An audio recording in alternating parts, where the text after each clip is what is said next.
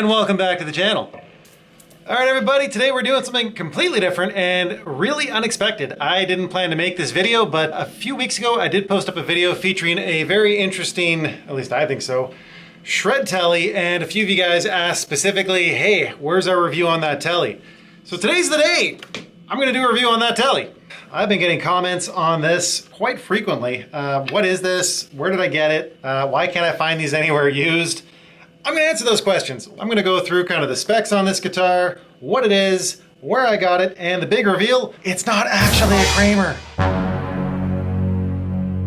All right, so what this guitar actually is a parts caster. Basically, I built this guitar. I just bought a bunch of parts that fit my needs. You know, a nice locking bridge, humbucker, the body shape I wanted with the routing I wanted, a neck that looked kind of like the old school Kramer necks, banana headstock, 25.5 inch scale length, really flat fingerboard, kind of chunky, skunk stripe on the back, and yeah, I just started putting parts together.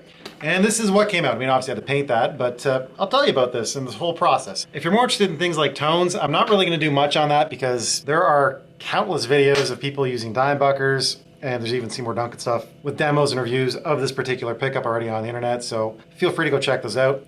If you do wanna hear some quick tones, just follow the timestamps down here. I'll do kind of a produced thing at the end and maybe just run through some clean tones, just so you can kind of get a feel for the wacky wiring that I did here, but we'll talk about that later.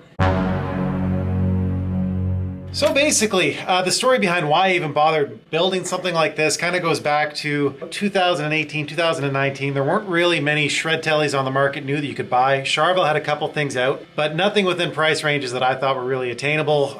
So I was thinking, okay, I really want a shred Tele. I'm a huge Mick Mars fan. How do I get into something like that kind of has more of the old school Kramer vibe, like a Kramer Classic 3? Without bankrupting myself. So I was like, you know what? Why don't I just buy some stuff, like buy a body, buy a neck, buy some pickups, buy some hardware, and put together the guitar that I'm actually looking for, right? Makes sense? So that's what I tried to do. So the first things first, what I did pick up was this body. Originally this body came from Guitar Fetish, so not a super expensive body. I don't think they're in stock currently. I did look a few months ago and didn't see any of these again. The big difference about this body, of course, was it had already a tremolo route right there for Strat style, kind of, you know, regular trem. This was kind of important to me because I do have a router, but there's no way I'm gonna route something this nice. So I bought that, and I think I only paid like maybe $60 or $70 US for this body. Granted, that being said, like I had to put a lot of wood filler on this, resand it, touch it up, make it nice and smooth. It took quite a bit of elbow grease, but in the end it turned out pretty well. I should also mention that under here, you got the, you know, obviously the route for the humbucker, but you've also got a route for a humbucker right here in the neck, but I didn't want that, so I just put a pick guard over it because this is kind of the aesthetic I was going for anyway. But yeah, the body itself, let me just take this off and I'll show you guys. It's nothing too crazy. I mean, it's just your standard Tele shape. This is kind of akin to, you know, anything you'd find from Squier or Fender, really identical. So the main difference, of course, between this and most regular Fenders is the whole reason why I built this. This has a locking tremolo system.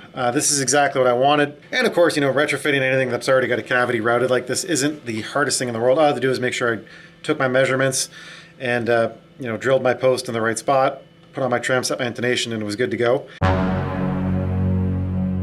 So that brings me to the next piece also that I should mention, the bridge. So this was the important piece on here because this is exactly what I wanted, was to have kind of Floyd Rose capabilities on this guitar. So what this bridge is, this is a Godot 1996T. This is a lovely bridge made in Japan. Now, believe it or not, this isn't the first bridge that's been on this guitar. This is the second bridge. The first bridge I had on here was a black Floyd Rose special. And I will say that it was indeed 100% a fake Floyd Rose special. They do exist, be careful. I bought it off eBay. You guys have probably seen listings for these things. Usually it's being sold out of China, but they're claiming that it was imported from Korea, and it doesn't have any of the original packaging, so they send it to you for a discounted price, and it comes with a lock nut.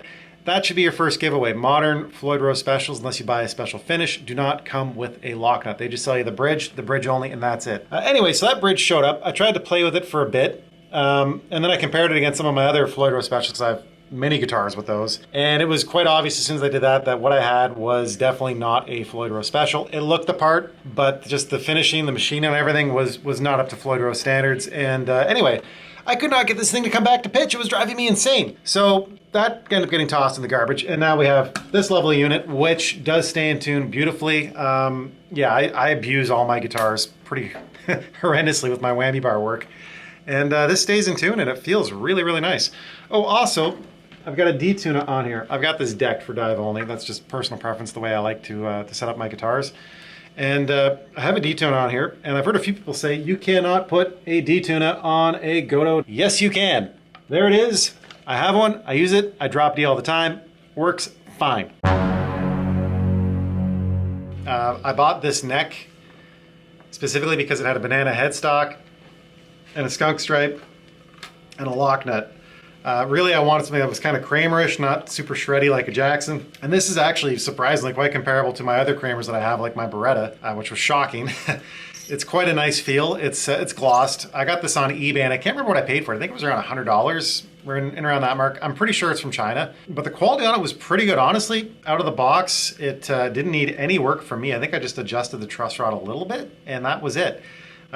Really, it almost feels like a rolled fingerboard here, which is quite nice. And yeah, I quite like it. The radius on it's quite flat. I'm not exactly sure what it is. Probably like 14, maybe more. I don't know if you guys can see this. Whoopsies. I don't know if you guys can see this. I'll try and get it up here, but it's quite flat. Like it's got to be a 14 or something. Anyway, very playable, very comfortable. It's got large frets on it. I like it. They're not stainless or anything. But then again, I only paid like $100 for this neck, so I mean, I'm not expecting to get stainless steel frets on here. But yeah, I was really surprised with the quality and the fit and finish of the neck. And I'm just going to say of the neck itself, because this neck was obviously for a Strat style guitar. This is a Tele, which was made for regular kind of Squire, Fender style heel joint. So none of this fit, which leads me to something else, but I'll get to that in a minute. So the neck, as you probably noticed, does say Kramer on it. Of course, this is not a Kramer. This is a guitar that I built in my garage using some parts from all over the place. I put the water slide on there myself just because I always wanted a Kramer McMars. This is probably as close as I'll ever get. And yeah, it just looked really weird having a headstock without something on it. It bothered me for some reason. I've got another guitar right now that it's in a various state of parts caster building, and it doesn't have anything on the headstock right now, and it irritates me. But because I've done this, obviously this guitar cannot be sold as a Kramer. Obviously it'd be counterfeit if I tried to pass it off the way, even though they never made this model, and they should. By the way, Kramer, if you want to endorse me, I'd really like you to make me a pro model version of this. That'd be great. Never gonna happen. But anyway, that's why it looks that way. Oh, I should probably mention these tuners. They're black, which don't match the chrome. Once upon a time, everything on here was blacked out. That was when I had the fake Floyd Rose Special. That's long gone. We're on to chrome now, so I'll probably end up changing these tuners at some point. Likely when I break a string. That's usually when I start changing things. But yeah, that's something that's likely going to get swapped out soon. Oh, speaking of swapped out, these were chrome at one point. I've got dice there. They kind of match the paint scheme. It's just a weird habit I have. A lot of the guitars, you've probably seen me play in other videos, have got dice knobs. For no real reason other than I just think they look kind of cool. And I used to do quite a bit of autocross when I was younger. And 2 and 6 was my race number, 2-6. So most of them end up as 2-6. If you see a guitar floating around in the used market that's set up that way, might have been mine at some point. So basically, taking this project on, I ended up discovering that, of course, I got the neck I wanted with the features I wanted on the neck, 25.5-inch scale length. Of course, the neck pocket itself, different size. So I discovered that I had to route this out quite a bit and take lots of measurements to make sure that my positioning was right for the bridge to install this thing. I didn't expect to have to do as much work as I did, but you know what? In the end, this plays pretty well and it looks quite unique. So pretty happy with it, but I would say that unless you're comfortable routing and dealing with problems like that could be potentially irreversible, maybe don't tackle a project like this. Anyway, so once I got that neck fitted and you know, the scale length measured out, everything looking more or less okay, I wanted to get a pickguard on here because I only wanted a single humbucker, kind of like the old McMars guitars from the 80s, you know, the elusive ones that are like impossible to find.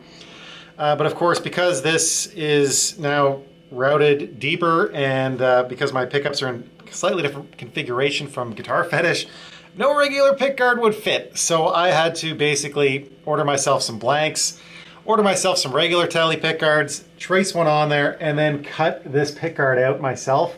I started doing this with like a little bow saw sort of thing. Yeah, that didn't work out very well. I ended up using a Dremel to get this cut, which worked out quite nicely. I'm pretty happy with it. And I just sanded the edges a little bit, which is why you can see the, I don't know if you can pick it up here, the multi-ply binding. But yeah, pretty happy with it overall. All right, so we should probably chit chat about the finish. This is actually really interesting. Basically what I wanted to do was kind of make like a swirl. I know a lot of you guys have probably seen like gem swirls and all sorts of custom finished swirl guitars. I wanted to try something similar to that, and this was kind of how it turned out. So this was using the same technique as a swirl. I didn't quite get the nicest swirl going on because it turns out you have to use really fresh paint to do that. Old paint will start to solidify and congeal immediately. But what this did end up looking kind of like was a mix between a swirl and one of those old school Fender bowling ball Teles from the 80s, back when this technique was like brand new, just from hydro dipping. And yeah, I really like the way this finish turned out, which is probably why it's still this way. The back end is really cool. You can see that.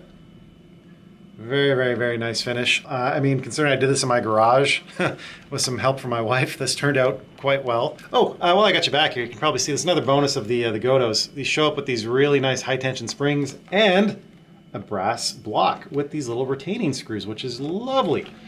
Good job, Godo.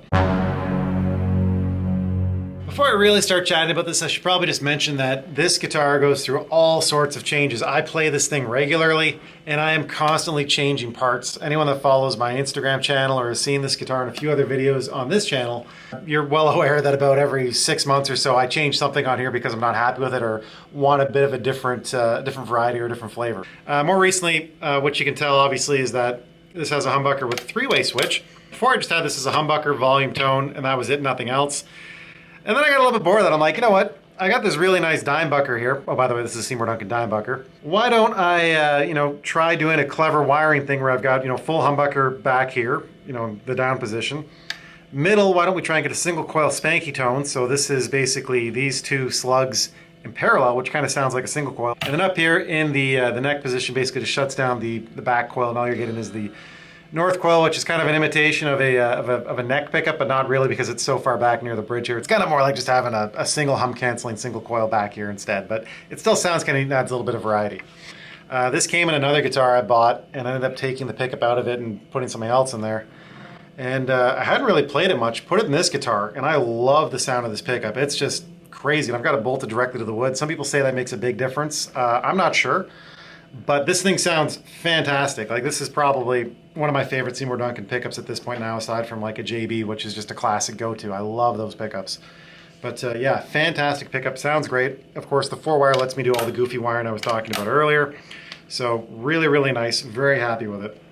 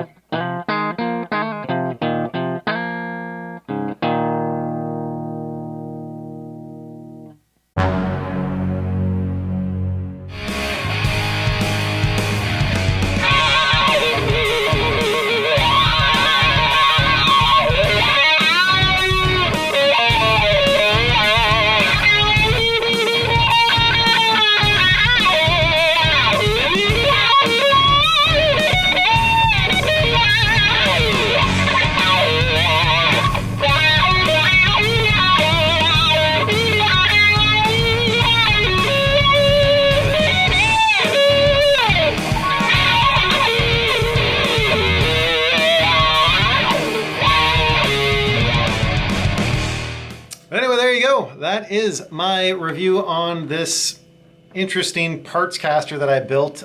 Just kind of something to keep me busy around 2019. Ended up going into 2020. It was really helpful just to keep my mind off of things during the pandemic. Since I put this thing together, obviously there's quite a few different options now for shred teles. They're kind of back in vogue, which is fantastic. Also, those of you that are familiar with my collection of guitars know that I have quite a few other shred teles from the 80s that I've managed to get my hands on post this one. But again, this is kind of filling that need of a single humbucker, kind of Mick Mars style-ish guitar, which is totally what I was after. So very happy with this. Turned out quite well. But yeah, that's it. This is the guitar. This is the guitar Kramer probably should have built, but didn't. I was again very surprised you guys wanted me to kind of tell you what this thing was. Not a Kramer, plays well, as you can tell from the amount of use it gets and all the videos it's in. Kramer, if you're watching, please build a Tele like the ones you used to do back in the 80s, or the Mick Mars series. Like, reissue those, do something, bring those back. Those are wicked. People want shred Teles. I want shred Teles. You want shred Teles. Everybody wants a shred Tele. Well, maybe not everybody, but you know what I'm getting at here. But yeah, that's my review on my parts caster. Oh, and if you did like the video, please make sure you hit like and subscribe. Thanks. Anyway, but that's it. That's all I got for you guys today. Again, as you now know, I do read your comments and respond. So yeah, if you've got other things you see me playing and you'd like me just to kind of chat about them or tell you what they are, leave me a comment below. I don't mind making these videos. But we'll talk to you in the next one. Bye for now.